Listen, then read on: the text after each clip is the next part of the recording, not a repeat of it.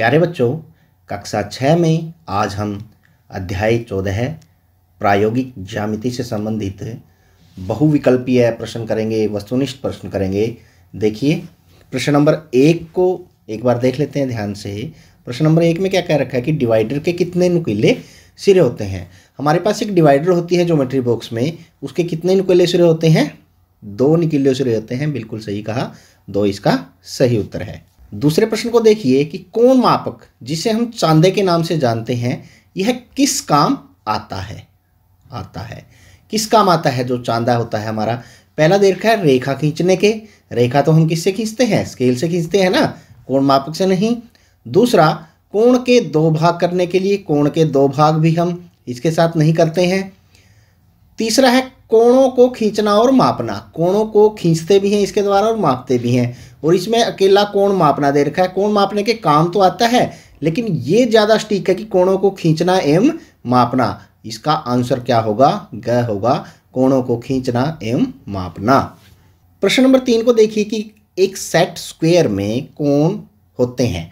Set square में हमारे पास कोण देखिए कौन कौन से होते हैं। हमारे पास 2 टाइप के सेट स्क्वायर होते हैं। एक में हमारे पास जो कोण होता है वो होता है 30 डिग्री, 60 डिग्री और 90 डिग्री। एक तो इस प्रकार के हमारे पास होते हैं, और दूसरा प्रकार में हमारे पास क्या होता है, एक तो 90 डिग्री होता है। 90 डिग्री तो होगा ही सेट स्क्वायर दोनों में, और जो 2 कोण हैं वो समान होते हैं, वो 45 और 45 डिग्री के होते हैं दोनों।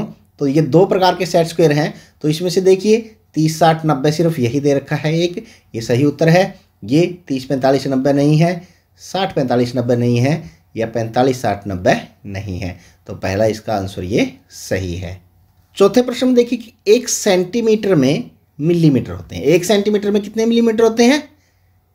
1 सेंटीमीटर में मिलीमीटर पूछ रखा है, कितने मिलीमीटर होते हैं? 1 सेंटीमीटर में 10 मिलीमीटर होते हैं। तो ये लिख रखा कितने मिलीमीटर होते हैं? 10 मिलीमीटर। 10 यहाँ भी है, लेकिन यहाँ सेंटीमीटर दे रखा है, तो इसलिए ये इसका उत्तर नहीं होगा। इसका आंसर क्या होगा? ग होगा, 10 मिलीमीटर। 5वें प्रश्न में एक रेखाखंड होता है। रेखाखंड क्या होता है?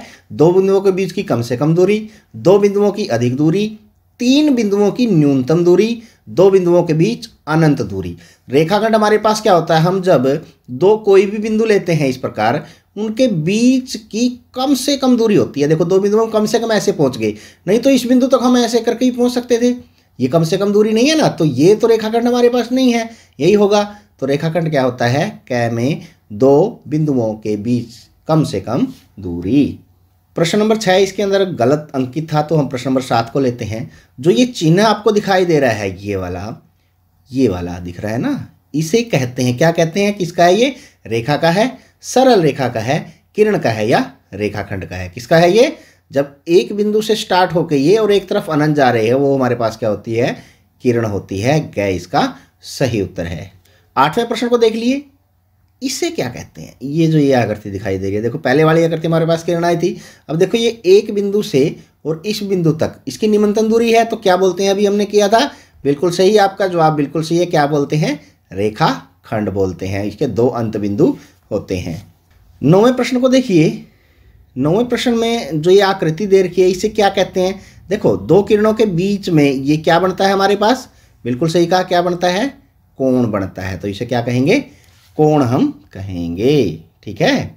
10वें प्रश्न को ध्यान से देखिए। हमारे पास एक किरण दे रखी है AB, और इसके बीच से एक और किरण यहाँ से DC दे रखी है, और एक कोण दे रखा है ये 70 डिग्री का। तो हमें बताना है, क्या बताना है? ये कोण का निशान है कि कोण ADC कितना होगा। कोण ADC, ये वाला कोण कितना होगा? यह ध्यान से देखिए कि ये जो कोण ये बन रहा है यहाँ से लेके यहाँ तक पूरा, ये कितने डिग्री का है? बिल्कुल सही कहा, 180 डिग्री का है, क्योंकि ये सीधी रेखा पे बना हुआ कोण है। अब इसमें से ये वाला कोण है जो इतना, ये 70 डिग्री का है, और बाकी ये बच गया 180 में से।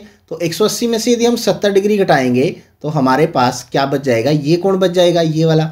अब ये कोण 180 में से 70 डिग्री घटा के लिखें तो हमारे पास क्या आंसर आ गया? इसका ग आ गया, 110 डिग्री का कोण होगा कोण ADC।